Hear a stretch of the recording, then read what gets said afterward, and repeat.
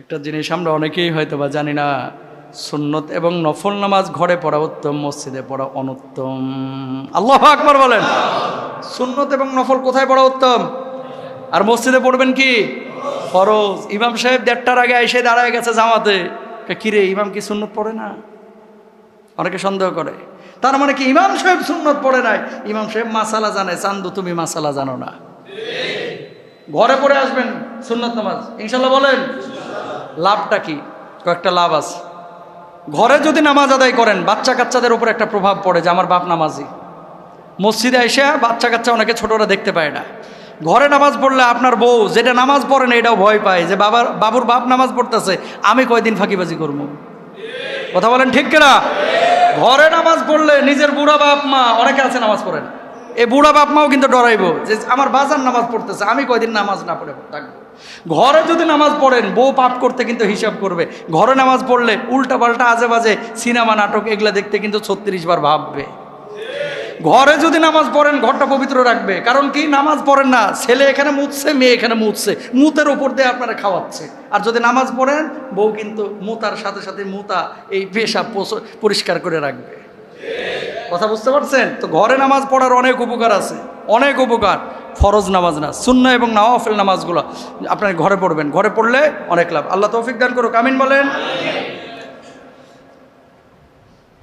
8 বছর যখন বাচ্চা হয়ে যাবে, এই যে যেমন বাচ্চাকে নিয়ে এসেছেন, এটা কে? ভাই নাকি কে? এটা কার সাথে আসছো তুমি? একা আসছো? মাশাআল্লাহ। অনেকে বাচ্চা নিয়ে এসেছেন, কে দেখি? কোনো বাবা আছেন এখানে? মাশাআল্লাহ, এই যে নিয়ে এসেছেন, মাশাআল্লাহ। আল্লাহ কবুল করুক, আমিন বলেন। ছোট বাচ্চা যদি ঘরে থাকে, এই যে 8-10 বছর, এগুলো নিয়ে আসবেন। কেন নিয়ে আসবেন জানেন? এদের উপরে ইফেক্ট পড়ে। এই যে আপনি নিয়ে আসতেছেন না, একসময় সেও বাবা হবে, আপনি থাকবেন তখন কবরে। এ বাচ্চাটা তখন বুঝবে যে আমার বাপ তো আমারে মসজিদে নিয়ে গেছে, অটোমেটিক নামাজ শিখে যাবে। এবং ওই ছেলেটা কিন্তু যখন বাবা হবে তার সন্তানকে নিয়ে আসবে। তো একটা জেনারেশন চেঞ্জ করার জন্য সবাইরে মৌলানা বানাইতে হবে এটা জরুরি না, কিন্তু বুঝেন নাই কথা? সবাইরে যে আলেম বানাইতে হবে, মৌলানা বানাইতে হবে জরুরি না, এটা সম্ভব না। কিন্তু আপনি নিজে তো শিখাইতে পারেন।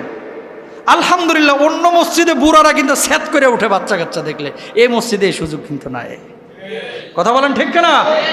এই মসজিদে যত পারেন বাচ্চা কাচ্চা নিয়ে আসবেন। আর কেউ যদি স্যাত করে উঠছে, ওরা আমার কাছে ধরে নিয়ে যাবে। কারণ কি?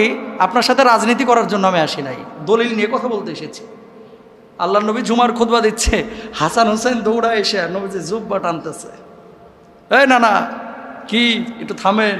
নানাই থামছে, খুতবা বন্ধ করে কপালে 2 জনের 2টা চুমো দিছে, আবার পাখির মতো ফুরুত করে উড়ে চলে গেছে।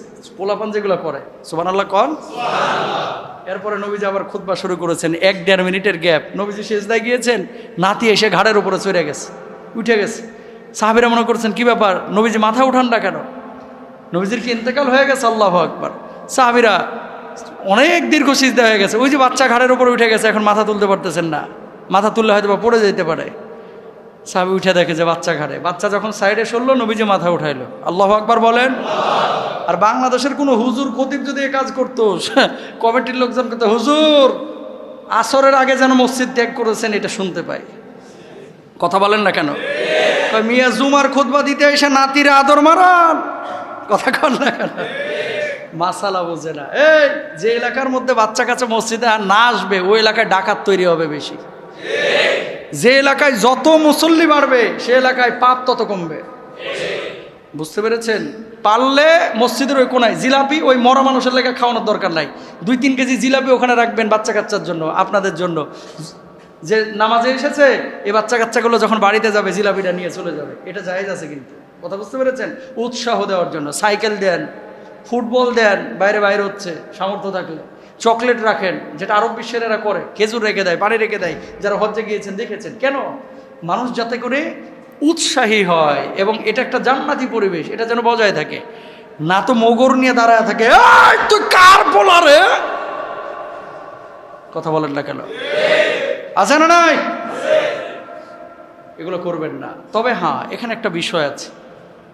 এই যে ছেলেটা যেমন চুপ করে বসে আছে, এই বাচ্চাগুলো কিন্তু চুপ করে বসে আছে। আলহামদুলিল্লাহ, 1 দিন 2 দিন 3 দিন বদমাইশি করে, বিশ্বাস করেন 10-15 দিন যদি মসজিদে নিয়ে আসেন, এ বুঝা যায় কিন্তু যে মসজিদে আসলে দৌড়ঝাঁপ করা যায় না। কথা বুঝতে পেরেছেন? তো এই একটা দিনই বাঙালি সুযোগ দিতে রাজি না। বুঝেন নাই কথা?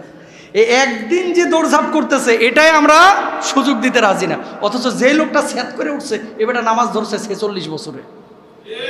বুঝেন নাই? তার মানে কি আপনি ইসলাম বোঝেন না, আপনি দিন বোঝেন না।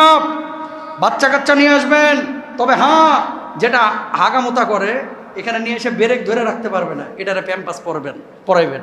আর কিছু আছে যে নিয়ে আসলেই খালি স্যাঁ সু প্যাঁ পু টে টু কাঁদতেই থাকে, এগুলো রানবেন না। এটা তো আপনি বুঝবেন যে আপনার সন্তান স্থির কিনা। কিছু সন্তান আছে না অতিরিক্ত চঞ্চল, কথা বুঝেন নাই, সেগুলোর কথা ভিন্ন। কিন্তু এখানে আমি দেখতে পাচ্ছি মিনিমাম 50-60টা বাচ্চা দেখতে পাচ্ছি, ছোট ছোট, ওই যে চারি কোনায়। কই দৌড়ঝাঁপ করছে? ওই ক্যামেরা এসে ফেলাই দিছে, হুজুরের ঘাড়ে এসে উঠছে। তার মানে কি এভাবেই তারা শিখবে। এখন না যদি শেখান, কাঁচাই না নোয়াই লেবাস পাকলে করে ঠাস ঠাস। শুরু থেকেই শুরু করতে হবে ইনশাল্লাহ, বলেন। 2 নম্বর গেল। 3 নম্বর আল্লাহ নবী সাল্লাল্লাহু আলাইহি ওয়াসাল্লাম কি বলছেন খেয়াল করেন। মুমিনের ঘরে পর্দা এবং লজ্জাশীলতার পরিবেশ থাকবে। ওমর রাদিয়াল্লাহু তাআলা আনহু নবীজি সাল্লাল্লাহু আলাইহি ওয়াসাল্লামের কাছে নিবেদন করলেন, ইয়া রাসূলুল্লাহ ইন্না নিসাকা ইয়াদখুলু আলাইহিন্নাল বিররু ওয়াল ফাজির। ওগো আল্লাহর নবী সাল্লাল্লাহু আলাইহি ওয়াসাল্লাম, আপনার স্ত্রীদের কাছে ভালো মন্দ সব ধরনের লোক আসে, যদি তাদেরকে পর্দার বিধান দিতেন। এর পরিপ্রেক্ষিতে আল্লাহ রাব্বুল আলামিন সূরা নূরের পর্দার আয়াত নাজিল করে দিলেন। বোঝেন নাই কথা? নবীজি যখন বিয়ে শাদী করেছে তখন পর্দার কি হয় নাই? আয়াত নাজিল হয় নাই। ওমর যাইতো, আবু বকর যাইতো, নবীজির স্ত্রীরা ওনাদের সামনে চলে আসতো। কথা বুঝতে পেরেছেন? আবু বকর কেমন আছেন, ওমর কেমন আছেন। কিন্তু ওমরের মেজাজ এটা ভালো লাগতো না। নবীর স্ত্রী, তারা উম্মাহাতুল মুমিনিন, এদের সম্মান কত বেশি। কেন নবীর স্ত্রী আমাদের সামনে আসবে? বুঝছেন? আরেক ভালো উদ্দেশ্য নিয়ে আসতেন, এমনি কথাবার্তার প্রয়োজন।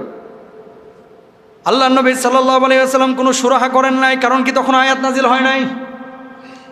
ওমর রাদিয়াল্লাহু তাআলা আনহুর মেজাজ ছিল, আল্লাহর নবী আপনি না করেন। যদিও স্ত্রীরা শালীনতার সাথে সাহাবীদের সামনে আসতেন, তারপর আল্লাহ রাব্বুল আলামিন আয়াত নাজিল করে দিলেন। আল্লাহ রাব্বুল আলামিন সূরা নূরের মধ্যে ওয়াকুল্লিল মুমিনিনা ইয়াগুদ্দু মিন আবসারিহিম ওয়া ইয়াহফাযু ফুরুজাহুম ওয়াকুল্লিল মুমিনাতি ইয়াগুদ্দুনা মিন আবসারিহিন্না ওয়া ইয়াহফাযনা ফুরুজাহুন্না ওয়ালিয়াদরিবনা বিখুমরিহিন্না আলা জুয়ুবিহিন ওয়া লা ইউবদিনা যিনাতাহুন। একটা না, দুইটা না, কয়েকটা আয়াত আল্লাহ সুবহানাহু ওয়া তাআলা এই পর্দা রিলেটেড নারীদেরকে কেন্দ্র করে নাজিল করলেন। কোনোটাই নারীদেরকে লক্ষ্য করে, কোনোটাই পুরুষদেরকে লক্ষ্য করে, কোনোটাই স্ট্রাকচারালি তুমি কিভাবে নিজেকে প্রেজেন্ট করবা। সুবহানাল্লাহ বলেন না। ওমর রাদিয়াল্লাহু তাআলা আনহুর মেজাজের সাথে 8-10টা আয়াত কোরআনে পাওয়া যায়। আল্লাহু আকবার বলেন। সুতরাং ঘরের মধ্যে যাদের বউ আছে, বউদেরকে সংযত আচরণ করতে বলতে হবে, লজ্জাশীলভাবে মানুষের সামনে উপস্থাপন করতে বলতে হবে, ঢেকে ঢুকে মানুষের সামনে যাইতে হবে। বাড়িতে মেহমান এসেছে, একবারে ঢ্যাং ঢ্যাং করে চলে গেল, যাওয়ার পরে বলে ভাই ভালো আছেন, কাজিন ভালো আছেন, দেবর ভালো আছেন, এরকম করা যাবে না। যেখানে পর্দা করার দরকার সেখানে পর্দা করতে হবে। মুমিনের ঘরে এই বৈশিষ্ট্য যদি থাকে, সেই ঘরের মধ্যে আল্লাহ রাব্বুল আলামিন সরাসরি রহম নাজিল করেন।